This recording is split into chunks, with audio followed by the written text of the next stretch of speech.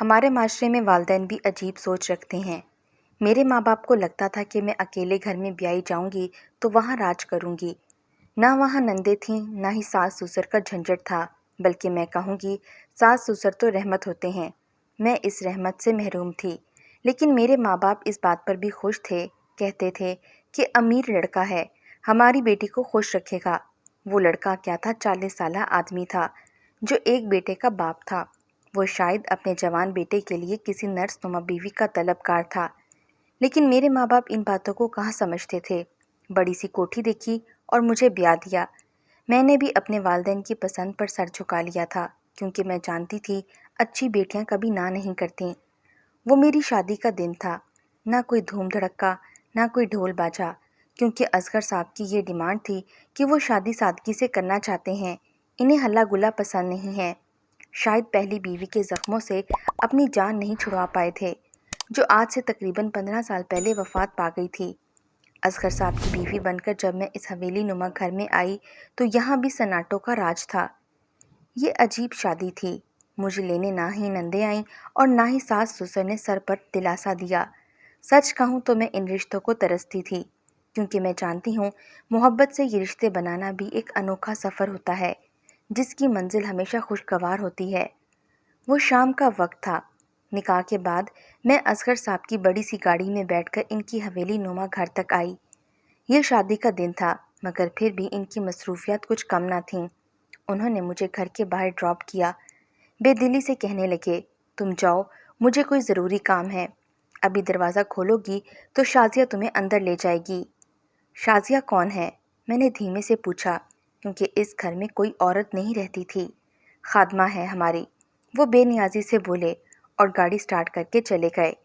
میں انہیں دیکھتی ہی رہ گئی۔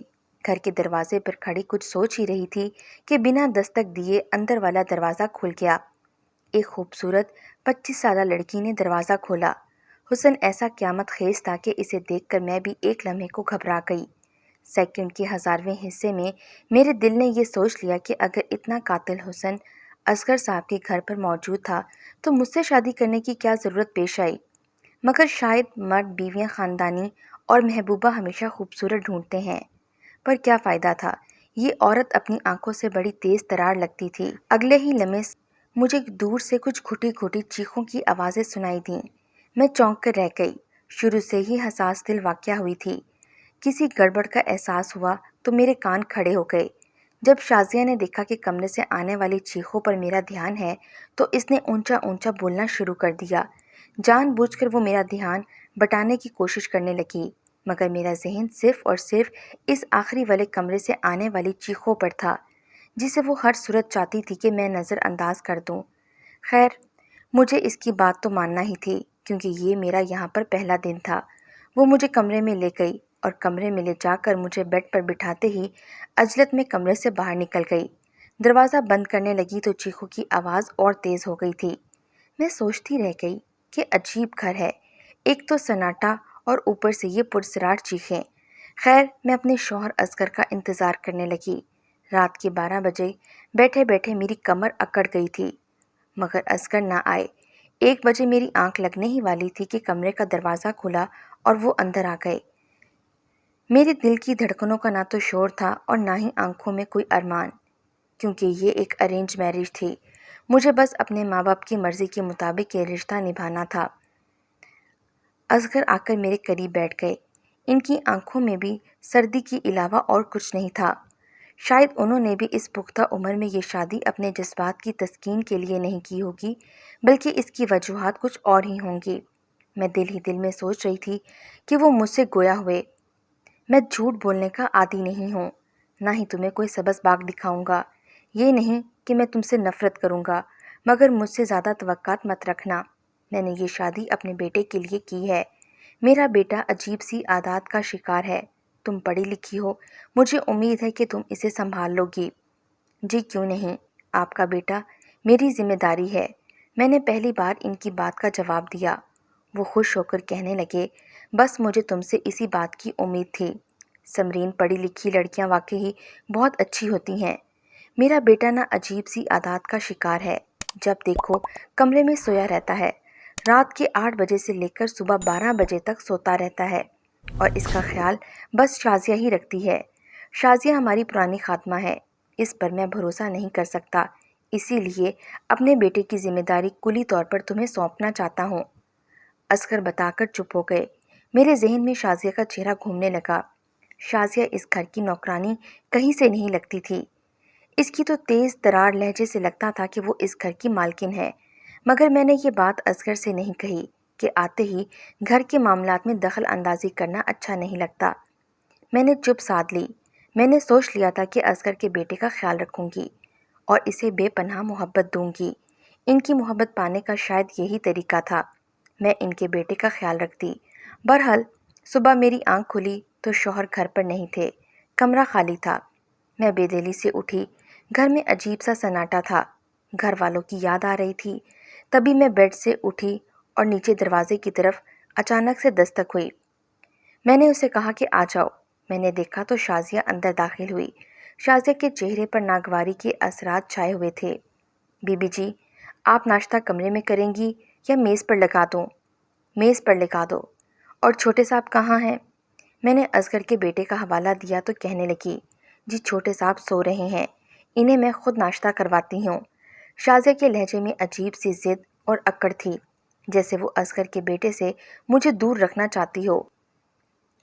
ٹھیک ہے، تم ناشتہ لگاؤ، میں آتی ہوں، میں نے کہا اور واش روم میں فریش ہونے چلی گئی۔ تھوڑی دیر کے بعد نہا کر نکلی تو باہر سے کسی کے اونچا اونچا بولنے کی آوازیں آ رہی تھیں۔ میں نے جلدی سے دوپٹہ لیا، بال باندھتی باہر آ گئی تو یکدم آوازیں خاموش ہو گئیں۔ شاید شازیہ کسی سے باتیں کر رہی تھی۔ آواز کے تعاقب میں کچن تک آئی تو دیکھا شازیہ کے سامنے ایک 15-16 سالہ لڑکا ڈرا سہما کھڑا تھا۔ شازیہ اس پر جیسے حکم جتا رہی تھی۔ میں نے یہ حالت دیکھی تو مجھے سخت حیرت ہوئی۔ لڑکا بھی ڈرا سہما سا لگ رہا تھا۔ میں نے پاس جا کر اسے سلام کیا۔ السلام علیکم بیٹا، نام کیا ہے آپ کا؟ جی میرا نام حمزہ ہے، اس نے ڈرتے ڈرتے جواب دیا، جیسے میں اسے کھا جاؤں گی۔ حمزہ بیٹے، آپ کو ڈرنے کی ضرورت نہیں ہے، میں آ گئی ہوں نا، میں آپ کا بہت خیال رکھوں گی۔ میں نے اس کا شانہ دباتے ہوئے کہا تو وہ عجیب سی نظروں سے مجھے دیکھنے لگا، جیسے میں نے کوئی انوکھی بات کر دی ہو۔ سچ، آپ میرا خیال رکھیں گی؟ اس نے بے یقینی سے میری طرف دیکھا۔ ہاں، کیوں نہیں، تم بہت پیارے بچے ہو اور میں آپ کی ہر بات مانوں گی۔ میں اسے پیار سے دیکھنے لگی، وہ واقعی بہت معصوم بچہ تھا۔ پھر شازیہ سے کہہ کر ہم نے ٹیبل پر بیٹھ کر ایک ساتھ ناشتہ کیا۔ وہ میرے ساتھ بات کرنے سے کافی خوش اور ہلکا پھلکا نظر آ رہا تھا۔ خیر مختصر سے وقت میں نے اندازہ لگا لیا کہ حمزہ کی اس حالت کے پیچھے کہیں نہ کہیں شازیہ کا ہاتھ ضرور ہے، مگر وہ تیز عورت پکڑائی نہیں دیتی تھی۔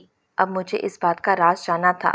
میں نے رفتہ رفتہ حمزہ کے کمرے میں آنا جانا شروع کر دیا، مگر میں اکثر دیکھتی میرے آتے ہی وہ دوڑ کر اپنے بیڈ پر بچھے تکیے کے پاس بیٹھ جاتا، جیسے تکیے کے نیچے اس کا خزانہ دبا ہو۔ یہ بات میں نے ایک بار نہیں کئی بار ہونے کے بعد نوٹ کی تھی، اور یقیناً حمزہ کے پاس ضرور ایسا کوئی راز تھا جسے وہ مجھے بتانا نہیں چاہتا تھا۔ خیر اب میں شازیہ اور حمزہ پر نظر رکھنے لگی۔ میں چاہتی تھی کہ میں بر وقت اس مسئلے کی جڑ تک پہنچ جاؤں تاکہ اصغر صاحب کے سامنے شرمندہ نہ ہو سکوں۔ دن بدن گزرتے ہوئے مجھے احساس ہو رہا تھا کہ شازیہ کا رویہ مجھ سے تلخ ہوتا جا رہا ہے۔ اب میں کوشش کرتی کہ حمزہ کے کمرے میں رہوں، وہ میرے سامنے رہے۔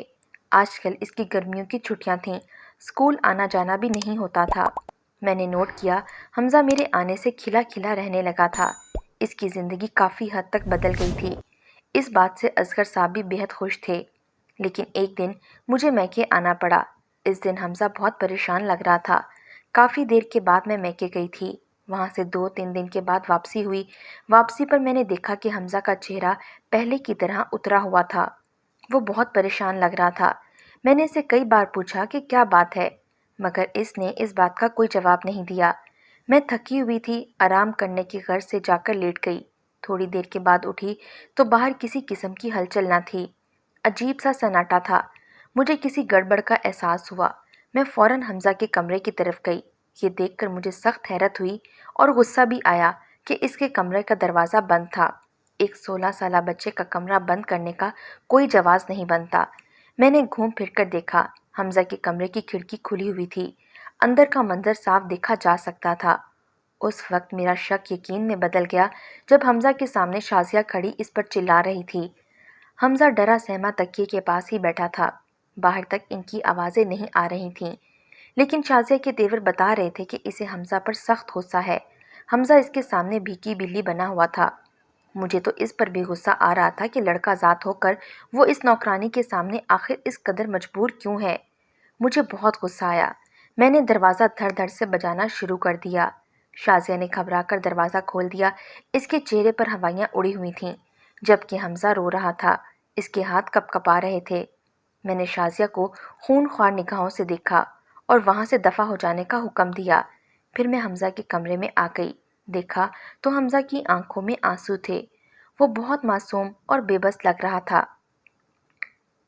کیا ہوا بیٹے؟ تم پریشان کیوں ہو؟ میں نے دیکھا کہ حمزہ کا دوسرا ہاتھ تکیے پر تھا۔ اگر غیر ارادی طور پر وہ تکیے کو چھپانے کی کوشش کر رہا تھا، مجھ میں تجسس ابھرا کہ آخر اس تکیے میں ایسا کون سا خزانہ ہے جو حمزہ اس کے پاس بھی کسی کو نہیں بھٹکنے دیتا۔ حمزہ بیٹے، ادھر آؤ، میری بات سنو۔ میں نے حمزہ کو اٹھنے کا اشارہ کیا، لیکن جیسے ہی وہ تکیے کے پاس سے اٹھا، منجمد ہو کر رہ گیا۔ تبھی بے اختیار میں نے اس کے ہاتھ سے تکیہ کھینچ لیا۔ یہ دیکھ کر مجھے بھی حیرت ہوئی کہ تکیے کے نیچے کچھ زیورات اور میک اپ کا سامان پڑا ہوا تھا، جبکہ ساتھ ہی ایک باریک سا دوپٹہ بھی پڑا تھا۔ حمزہ یہ دیکھ کر شرمندہ ہو گیا۔ اس نے اپنی نظریں جھکا لیں۔ یہ کیا ہے بیٹا؟ یہ تمہیں کس نے دی ہیں؟ میں نے کریدتے ہوئے پوچھا۔ آنٹی، مجھے یہ چیزیں شازیہ لا کر دیتی ہے۔ وہ تمہیں کیوں لا کر دیتی ہے؟ میں نے حیرت سے پوچھا تو حمزہ کے پاس اس بات کا کوئی جواب نہیں تھا۔ مجھے شازیہ پر بے حد غصہ آنے لگا کہ یہ کیا بغیرتی ہے۔ آخر ایک بچے کا ذہن خراب کرنے کا کیا مقصد ہے؟ میں حمزہ کو چھوڑ کر بھاگتی ہوئی شازیہ کے کوارٹر میں گئی، مگر شازیہ وہاں موجود نہیں تھی۔ اس کا چہرہ میری آنکھوں کے سامنے آتا تو مجھے سخت غصہ آ جاتا۔ خیر، اس نے کہاں جانا تھا؟ میں شازیہ کا انتظار کرنے لگی۔ پورے محلے میں چھان مارا، مگر شازیہ کہیں نہیں ملی۔ بالآخر میں تھک ہار کر بیٹھ گئی، مگر میرا غصہ آسمان کو چھو رہا تھا۔ سوچ بھی نہیں سکتی تھی کہ شازیہ اس قدر گھنونے کھیل میں ملوث ہوگی۔ میں اس سے ہی نفرت کرتی اگر مجھے شازیہ کی حقیقت کا علم نہ ہوتا۔ شام کو جب اصغر گھر آئے تو دروازے پر دستک ہوئی۔ ان کے ساتھ شازیہ بھی گھر کے اندر آ گئی۔ اصغر کے ہوتے میں شازیہ سے بات چیت نہ کر پائی۔ اتنا تو شازیہ بھی میری فطرت کو جانتی تھی کہ میں کبھی بھی اسے دوسروں کے سامنے ذلیل و رسوا نہیں کرتی، سو وہ چپ رہی۔ غالباً وہ جان گئی تھی کہ میں اس کا راز معلوم کر چکی ہوں۔ اب کہ شازیہ اپنے کوارٹر میں بند ہوتی یا زیادہ تر باہر نہ آتی، حمزہ بھی نارمل ہو رہا تھا۔ میں نے اس کے کمرے میں جا کر زیور اور میک اپ کا سامان وغیرہ پھینک دیا۔ اب اس کی تربیت کی باری تھی۔ میں اسے اپنے ساتھ کھلاتی پلاتی اور اسے ڈھیروں باتیں کرتی۔ اصغر بھی اس کی کارکردگی سے نہایت خوش تھے، لیکن شازیہ مجھ سے آخر کب تک چھپتی؟ ایک دن اسے مجھے حقیقت بتانا ہی پڑی۔ شازیہ کی کہانی کچھ یوں تھی۔ میرا نام شازیہ ہے۔ ہم دو بہن بھائی تھے۔ بھائی ہم سے شادی کر کے الگ ہو گئے۔ اماں نے میرا اور اپنا پیٹ پالنے کے لیے اس بنگلے میں نوکری کر لی۔ اس بنگلے میں چند ملازموں کی ضرورت تھی۔ میں اور میری ماں جب سے یہاں آئے دل لگی سے یہاں کام کرنے لگے۔ ماں کے ساتھ کام کرتے ہوئے مجھے احساس ہوتا کہ ماں کا سہارا بیٹے کے لیے کس قدر ضروری ہوتا ہے، اور خاص کر یتیمی کے بعد سے۔ جلد ہی مجھے احساس ہونے لگا کہ اصغر صاحب کی نظریں میرے پر سے ہٹتی نہیں ہیں۔ ان کی نظروں میں عجیب سی وحشت ہوتی۔ میں یہ دیکھ کر گھبرا جاتی۔ میری کوشش ہوتی کہ کم سے کم ان کے سامنے آؤں، مگر ایسا نہیں ہو پاتا تھا۔ کسی نہ کسی بہانے ان کے سامنے مجھے جانا ہی پڑتا۔ وہ اپنے اکثر کاموں کے لیے مجھے آواز دینے لگے۔ رفتہ رفتہ ان کے الطافات سے میں گھبرانے لگی۔ ایسا لگتا تھا کہ کسی دن یہ مجھے برباد کر دیں گے۔ پھر ایسا ہی ہوا جس بات کا مجھے ڈر تھا۔ اصغر صاحب نے ایک طریقہ اختیار کیا، اور وہ یہ طریقہ تھا خفیہ نکاح کا۔ نکاح خفیہ نہیں ہوتا باجی، میں اتنا تو جانتی ہوں۔ نکاح اعلانیہ ہوتا ہے اور خفیہ گناہ ہوتا ہے۔ مگر شاید اس وقت یہ نکتہ نہیں سمجھ پائی۔ صاحب نے میری ماں سے بات کی۔ وہ مجھے اپنانا چاہتے ہیں، مجھ سے شادی کرنا چاہتے ہیں، لیکن فی الحال اس نکاح کو خفیہ رکھیں گے۔ میری ماں بیچاری بھلی عورت تھی، دنیا کی اونچ نیچ کو نہیں سمجھتی تھی۔ صاحب کی میٹھی باتوں میں آ کر اس نے حامی بھر لی کہ بات تو صرف نکاح کی ہوئی تھی، اور انہوں نے اپنا وعدہ پورا کیا اور شہر سے دور جا کر ایک مکان میں مجھے رہائش کے لیے جگہ دی۔ اور ساتھ ہی مجھ سے نکاح بھی کر لیا۔ اس نکاح میں 2-4 لوگوں کے علاوہ اور کوئی نہیں تھا۔ نکاح سے صرف میری ماں ہی باخبر تھی۔ صاحب نے 6 مہینے مجھے وہاں رکھا۔ اس کے بعد مجھے گھر واپس لے آئے، شاید اس لیے کہ یہاں میری ضرورت تھی۔ میں یہاں ان کی نوکرانی بن کر رہنے لگی۔ کچھ دن کے بعد جب میں امید سے ہوئی تو صاحب کا رویہ مجھ سے بدلنے لگا۔ ان کی دلچسپی مجھ میں کم ہونے لگی، حالانکہ پہلے وہ میرے آگے پیچھے پروانے کی مانند پھرتے تھے، لیکن اب نظر اٹھا کر بھی نہیں دیکھتے تھے۔ میں نے جب ان سے شکوہ کیا تو مجھے چپ رہنے کا اشارہ کیا۔ میں کیوں چپ رہتی؟ وہ میرے شوہر تھے۔ لیکن پھر مجھے اندازہ ہوا کہ میرے ساتھ کتنا بڑا کھیل رچایا گیا ہے۔ صاحب نے مجھے پہلے چپ رہنے کا کہا۔ جب میں چپ نہ رہی تو مجھے طلاق کی دھمکی دی۔ اس پر بھی جب میں باز نہ آئی تو پھر ایک دن مجھے طلاق ہی دے ڈالی۔ یوں یہ قصہ جہاں تھا وہیں کا وہیں رہ گیا۔ میں طلاق یافتہ ہو کر اپنے گھر میں بیٹھ گئی، لیکن ایک گناہ کا بوجھ، جو کہ اگرچہ گناہ نہ تھا لیکن زمانے کی نظر میں تو گناہ ہی تھا۔ اور پھر یہ ہوا کہ میں نے اس بچے کو جنم دیا، مگر جن حالات میں وہ پیدا ہوا جانبر نہ ہو سکا اور اس دنیا سے چھوڑ کر ہمیشہ ہمیشہ کے لیے چلا گیا۔ اس کے جانے کے بعد میرے دل میں انتقام کی آگ بھڑکنے لگی۔ صاحب کی بیوی کا انتقام تو قدرت نے لے لیا، وہ تو خود ہی اس جہاں سے چلی گئیں، اپنے پیچھے ایک نشانی صاحب کی اور اپنی محبت کی چھوڑ گئیں۔ میں اصغر صاحب کے بیٹے کو دیکھتی ہوں تو مجھے اس میں انہی کی جھلک نظر آتی ہے۔ نہیں چاہتی کہ وہ بڑا ہو کر عورتوں کی عزت خراب کرے، اسی لیے میں اسے عورت بنانا چاہتی ہوں۔ میں چاہتی ہوں کہ وہ ڈرپوک بنے، میں چاہتی ہوں وہ بہادر نہ ہو، اس میں اتنی جرأت نہ ہو کہ وہ کسی کی عزت سے کھیل سکے۔ آپ ہی بتاؤ باجی، میں کیا غلط کر رہی ہوں؟ اس کو چوڑیاں اور زیور لا کر دیتی ہوں تاکہ وہ پہنے اور ایک عورت کی طرح اپنا رویہ اختیار کرے۔ یہ بات تو میں نے آپ کو صاف طریقے سے بتا دی، لیکن جس حساب سے مجھے شازیہ نے یہ بات کہی وہ مکمل طور پر مجھے نفسیاتی لگی۔